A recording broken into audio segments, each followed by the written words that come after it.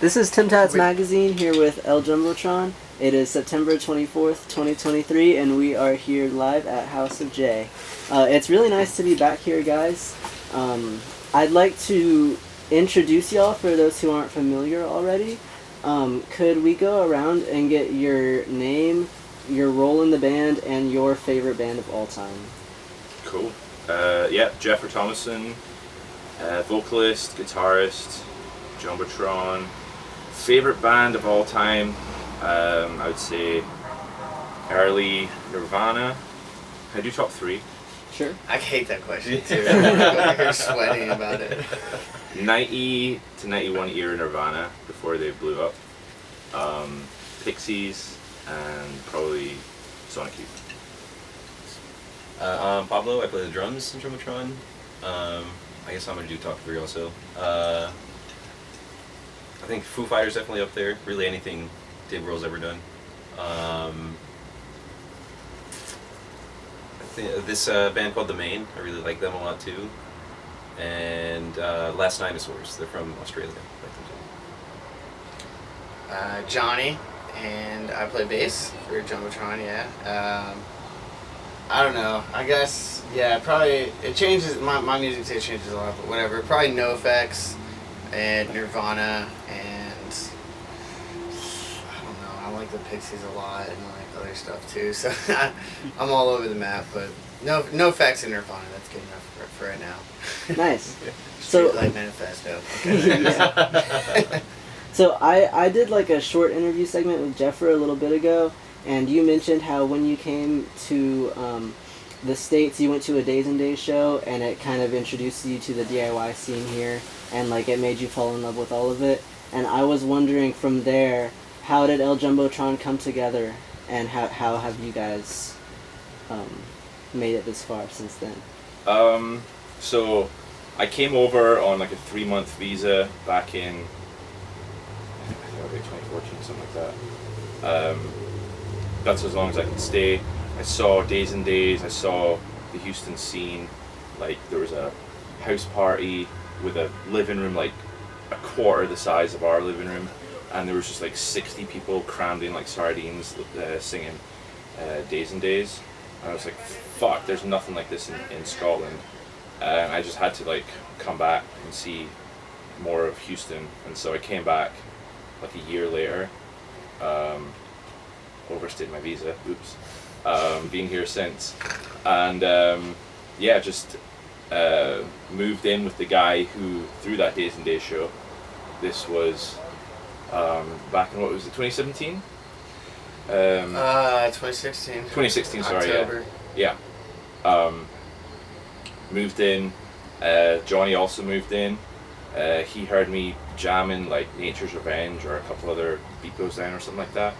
And I was like, that sounds cool, let me jam bass with you. And then we just jammed for like 3 months together until we found, I think it was Johnny's co-worker to jump on drums. And we went on this fucking awful tour. We went on this awful tour. Played for fucking chickens, I swear to God. We just went around all these like places in Texas and West Coast, up to like Eureka up in California, just playing all these like small fucking cafes, just playing very early Jumbotron stuff we don't even play anymore. All the first EP. To like 10 people every stop. Yeah. So, but I mean, it was fun. It was an experience. We got to travel America for free. Yeah, it was sick. Yeah, the trip was paid for by some Bitcoin. Bitcoin fucking. It's another story for another time. Yeah. He gave us like $10,000 to travel around. But yeah, that's how it started. Wow. Do you guys recall your very first gig? What was our first show? Yeah, I do actually. That was last concert, right?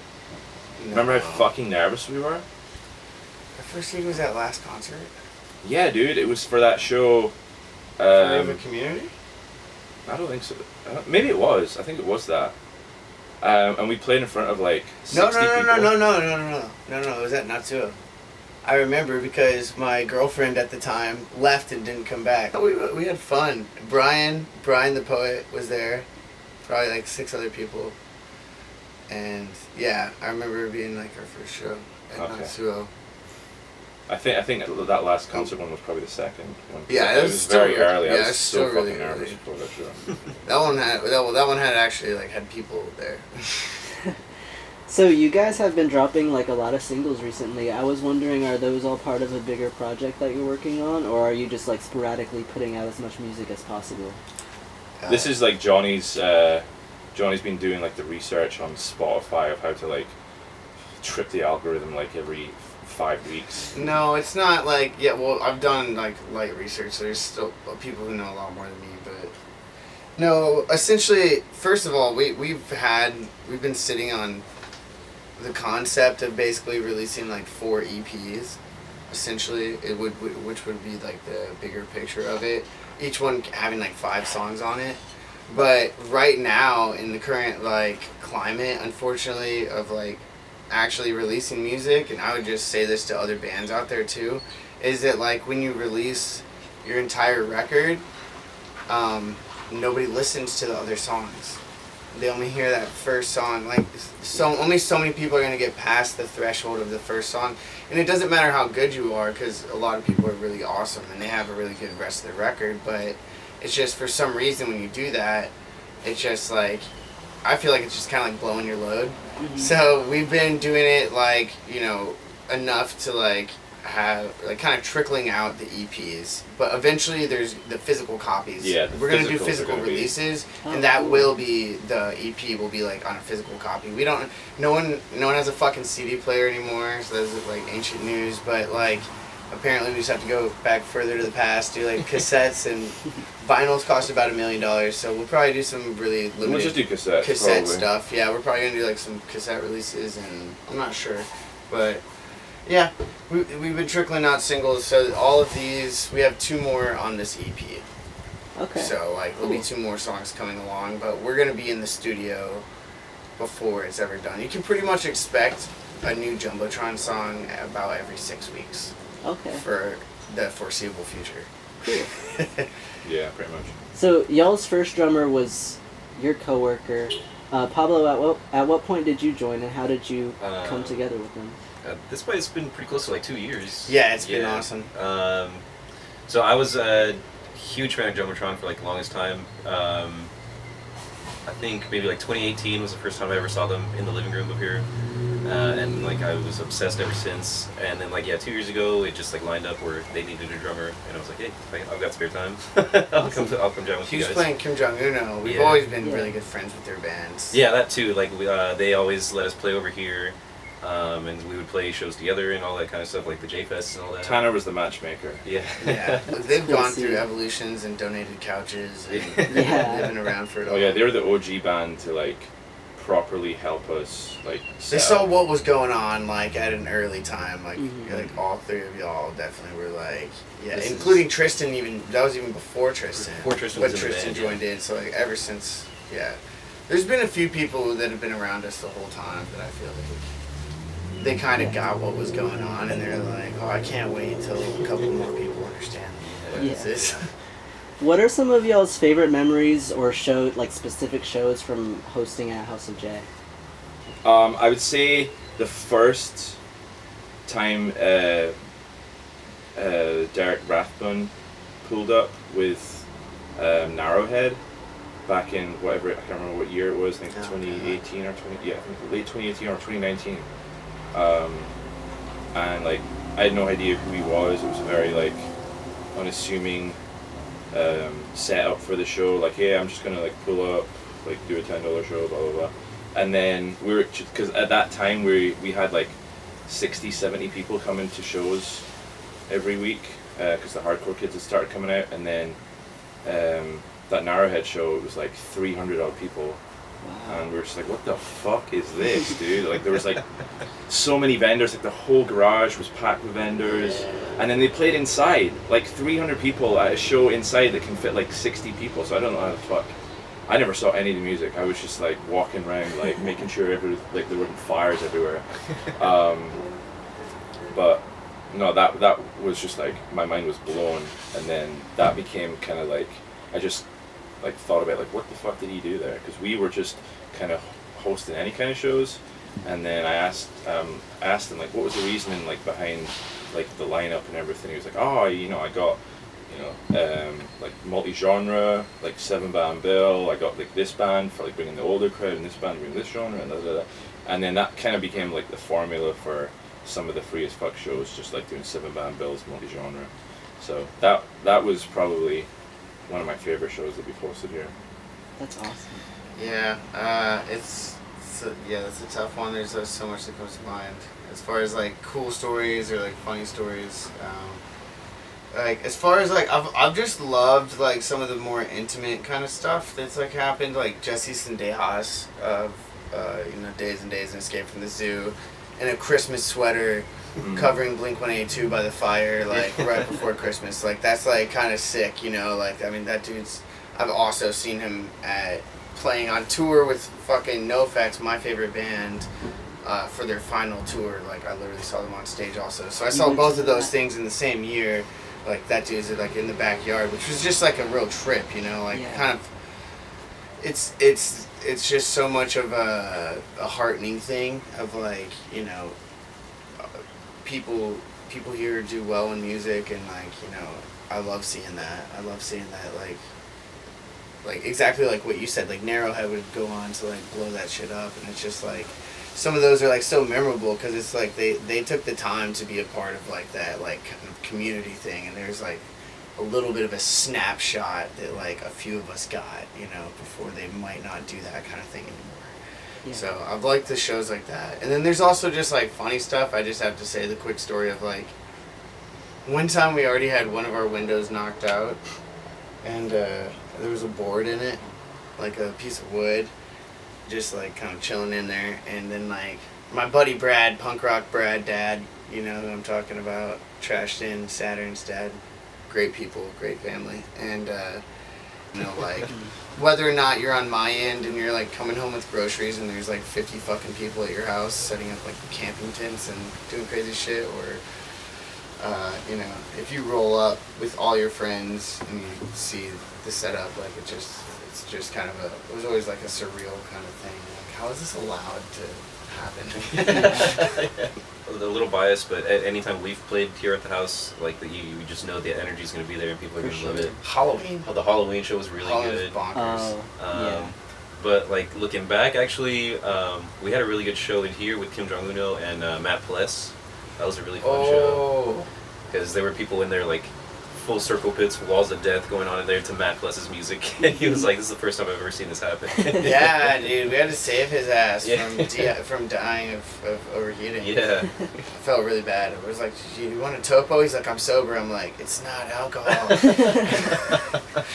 Please drink water. Yeah, I was like, I had to let him cool off in my room. That guy can fucking play, man. That's another example. That dude would go on to like be like opening up for theater tours and stuff like all over America. So there's been some interesting people that blew up. Yeah.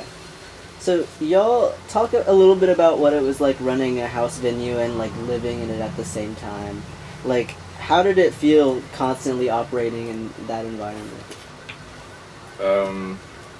I honestly love it.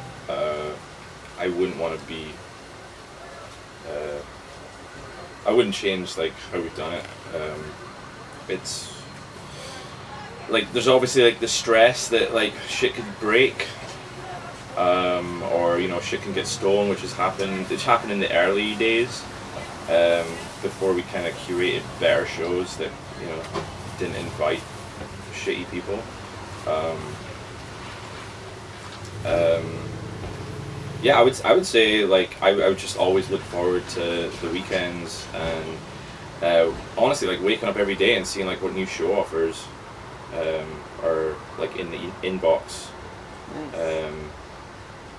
And just kind of seeing it like I have this like bird's eye vision of like how like it's everything like fits together like a jigsaw piece where you've got like bringing all the genres together and bringing out vendors and like doing workshops and selling food and doing movie nights and all that kind of stuff. So it's like all these moving parts and just like kind of watering each one and making sure everyone is growing. So like just doing that, it almost feels like a video game where you're just like almost like playing theme park or like Sim City or something like that, where you just got to take care of all these different little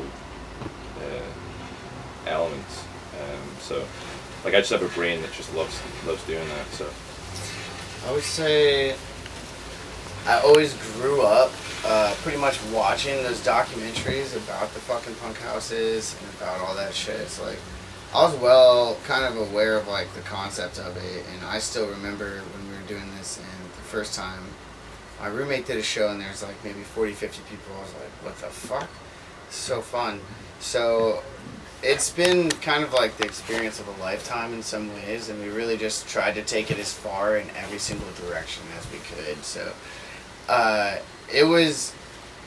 it truly does, like, our lives were completely blurred with like where do I begin and where does House of J begin, because so much of what we were invested in was like being a part of like multiple different communities. There's like that community of the vendors, there's the community of like, and within that it's like artists, and like, you know, we knew people who did poetry, we knew people who, so just like having our finger on the pulse of like Houston, getting to meet so many new and interesting characters, like I wouldn't trade any of that time for the fucking world, because we learned so much about like creative people, how to run a business without fucking people over. But like, yeah, it was crazy. I mean, like, there was times when we had fucking, you know, there was always a question with like, how many weekends should we have off? Because it sucks, like, you're getting 60 to like 20 to 60 fucking show offers a month, and I can only take 4. And we book one of our own, so we can only take 3. And that's why a lot of people were like, oh, it's so hard to get in a House of J. I'm like, I know, it's a house.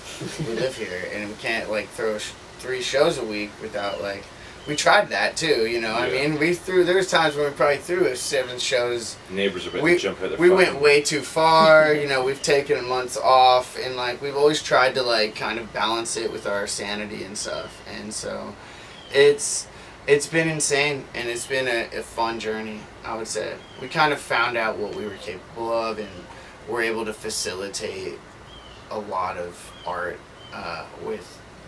while like taking away as many barriers as possible. So like, yeah. I thought that it was a lifestyle, I would say. Like, running a punk house is definitely a lifestyle, because you're throughout the week you're having to take care of stuff for the house and stuff, but it doesn't feel like you're just slaving away per se. You know what I mean? Like, it was rewarding in and of itself, despite the fact that we weren't like pocketing money.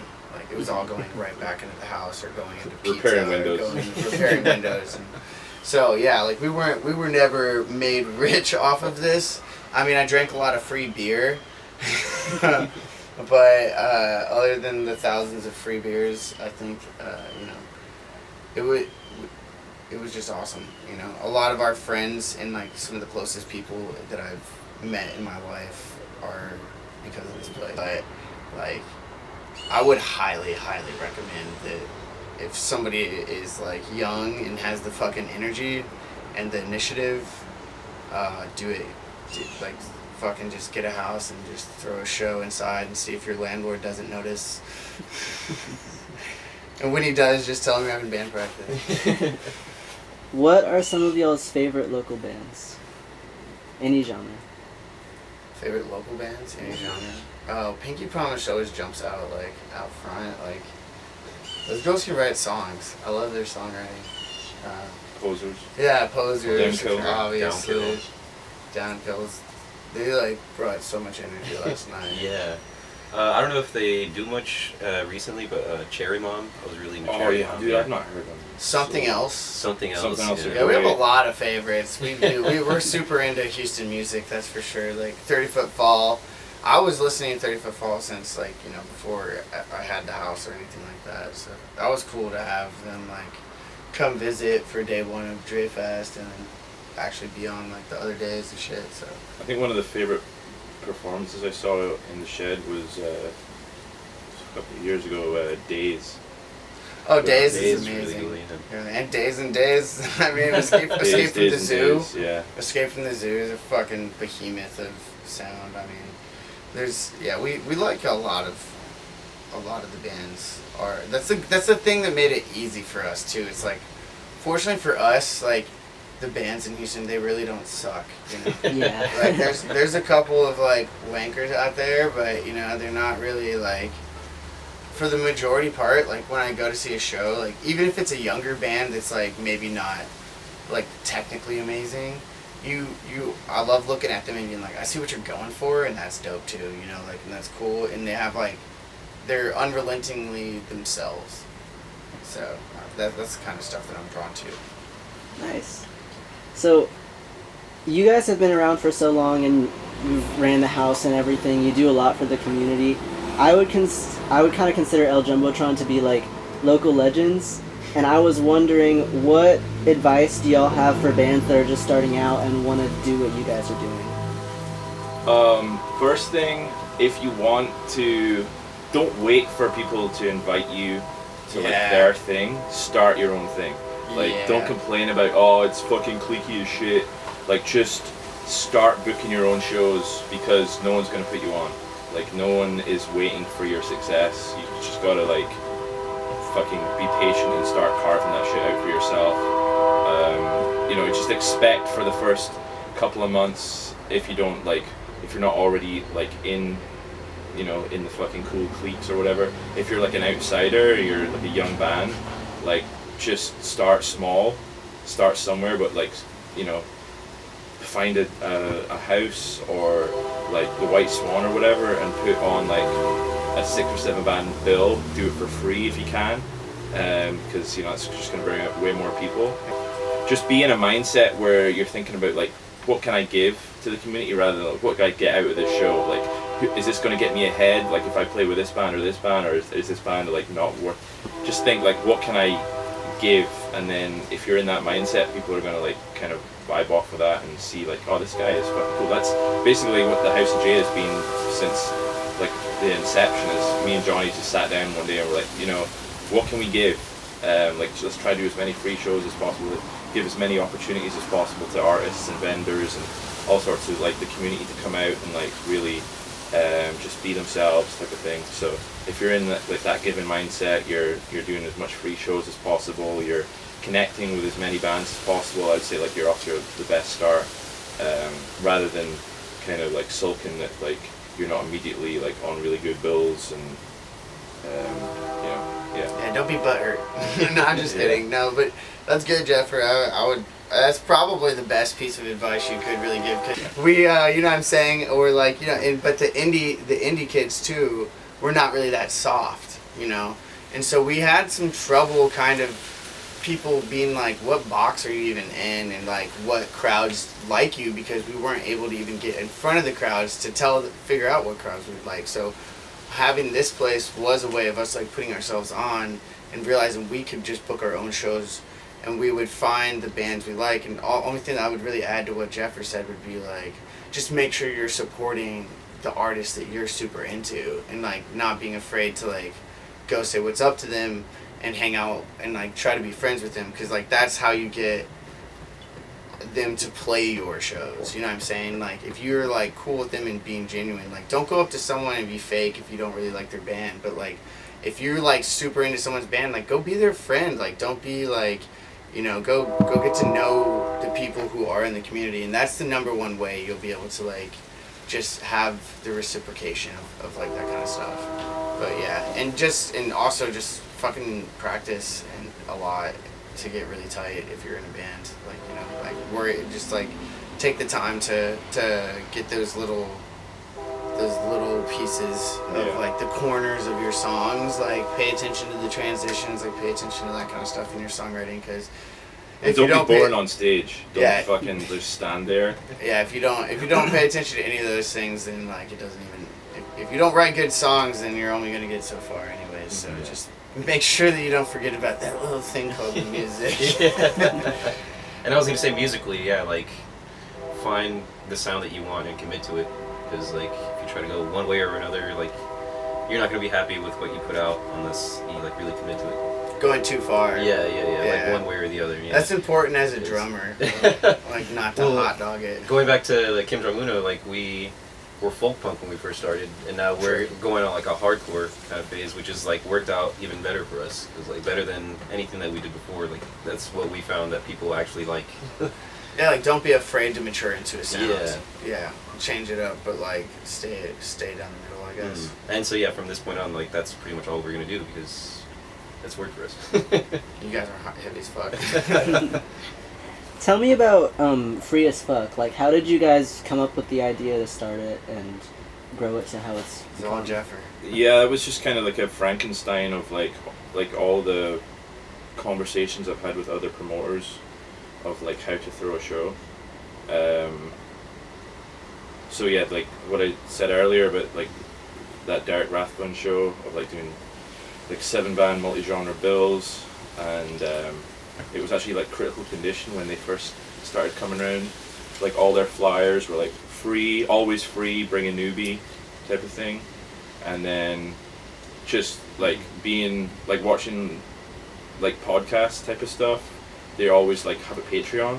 So I thought like, yeah, we could fund food and like drinks and other like workshop expenses or whatever, just having a Patreon, so that we could just use it as a vehicle, like a big like flagship show for the whole scene, that like this is the show to bring a newbie, because it's going to showcase every genre that's going on in the scene right now, and visual artists and tons of cool vendors, and just turn up and you're going to get free food, free drinks, and just have a fucking really good time with people who are, you know, coming through like the House of J way of throwing shows, and like everyone being themselves, and like everyone says like when they come to House of J, it's like a place where they can like really be themselves and it doesn't feel like a traditional venue. So like if that's everyone's introduction to the scene, then it's just like a great jumping off point. So something like Free as Fuck is just the show that can maximize like bringing in as many people as possible. No barriers to entry, Yeah. basically, like, because that's like what we find. It's like you ask a homie. That was what those days like reminded us of, because it's like you ask a homie, it's like, do you want to go to this show, like, or whatever, and they're like, it's like $5, and they're just like, oh, $5, like, what? 15 now. Yeah, That's a well, bit either more, way, but- that's back in the day. They'd scoff at $5 for some reason, and then, you know, we kind of realized like that new person, half the time, if you let them in for free, and they just go and party, by the end of the night, they're like, how can I pay you? Because I had so much fun. I'd like to pay you money. Like, that's happened more than once. So, For sure. you know, you got to ask yourself where you're at. Like, am I really just trying to make a buck on this show, or am I trying to have people come out and see what I'm doing? Because, you know, there's other ways to like kind of make money, I guess, if you're really wanting to do it. But like, you know, free show versus making money. Maybe all the bands get like what, $100, $200 at the most, you know, and that's probably not even all the bands. So throw a free show, you have way more people, And then, you yeah, know, they the can sell value. merch and Yeah, shit like they that. have money in their pockets to buy the band's merch directly. So it does end up like still happening. basically. Yeah, and like That's how I feel about it. the It's more- photographers and the videographers can come and like kind of, you know, take really fucking awesome footage of like a packed house. You know, you're playing to a packed show, rather than like a third or a half capacity show, and it's kind of like there's no pit. It's just kind of dusty. Like you don't, if you're a band, like that's a nightmare. Like to have that. Be, Might as well be free, unless it's like you're some band that's like literally has like some fucking couple $1,000 overhead sometimes, like, because you're not walking away like being fucking rich from the door. Yeah, It's like, like, everyone that's gets 20 basically bucks, my who gives a point. fuck? It's like you guys, you want to pay all your band members like $40, or do you have a fucking awesome night? You know, like we're having an awesome night. We eat the gas. Yeah. So let's say El Jumbotron got the opportunity to go on like a huge, grand, luxurious tour, and you could pick 2 local bands to bring along with you. Which ones are you picking? Oof. It's got to be Kim Jong Un. Yeah, 2 fucking sets every true. night. Sorry, Babs. Flip coins for headliner.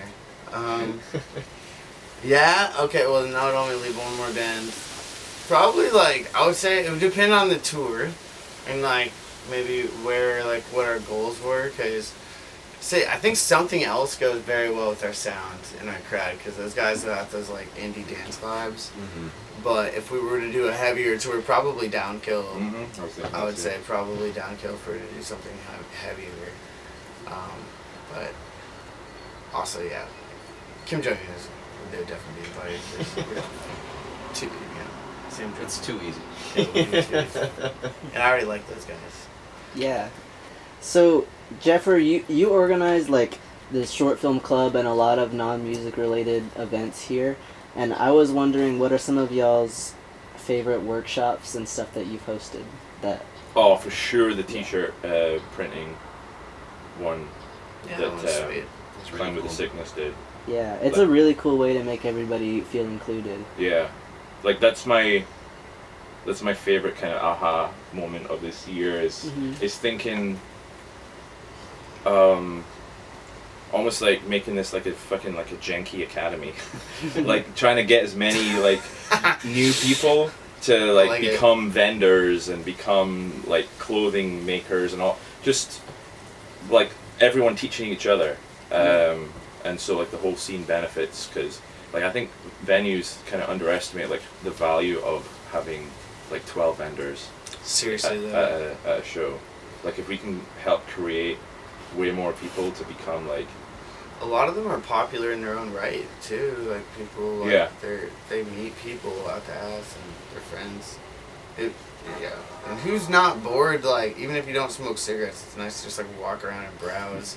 You know, like after a band, like it's better for your thing. Yeah. And 2 final questions to conclude the interview. Is there any shout-outs that you would like to give and any message that you would like to give to the Houston music scene? shout out to Tanner. Shout out Shout out to Tanner for Yeah. sure. Fucking Tanner, buddy.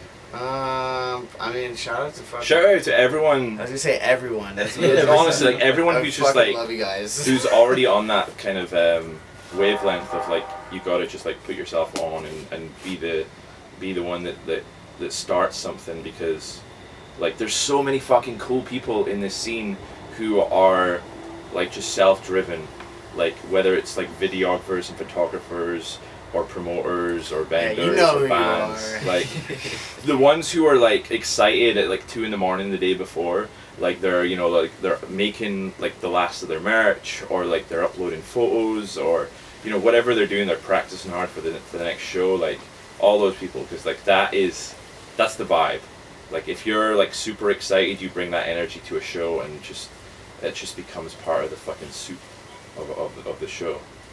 So shout out to all y'all. What was the second part of that question? I say message, just don't stop, keep going. You know what I mean? Just keep being yourselves, and I don't think we need really any changes. If you have a house with a living room, start fucking putting people inside it and letting them run in circles. Hell yeah. Alright, this is Tim Tats Magazine here with El Jumbotron. You can catch them in issue 6 of Tim Tats coming December 2023. Thanks, guys. Thank you. Later.